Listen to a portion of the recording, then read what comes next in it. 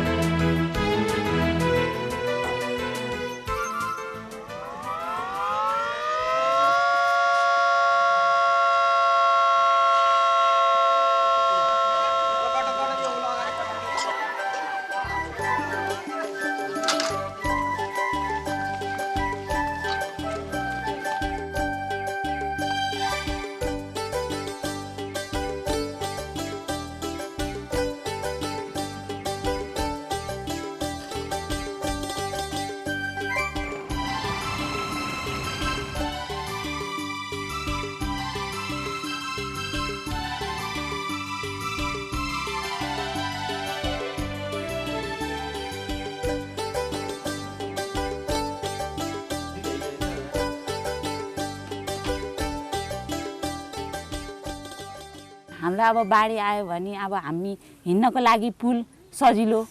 हैन सजिलोको लागि पुल बनाइदिनु भएछ हामी त्यहीबाट हिँड्ने भयो अब पौडी खेल्न जानेहरू लाइफ ज्याकेट लाएर पौडिने भए हैन अब नसक्ने बुढाबुढी केटाकेटीहरूलाई डुङ्गाबाट उद्धार गर्न सकिने भइयो अब बस्नको लागि भवन छ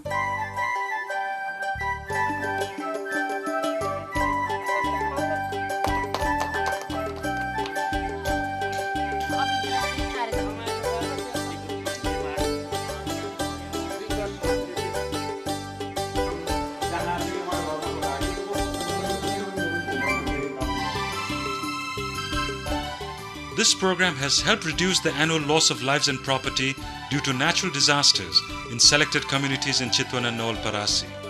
It has demonstrated that with targeted injections of external assistance, communities can be made more self-reliant and can actively mitigate against risks which have previously seemed insurmountable.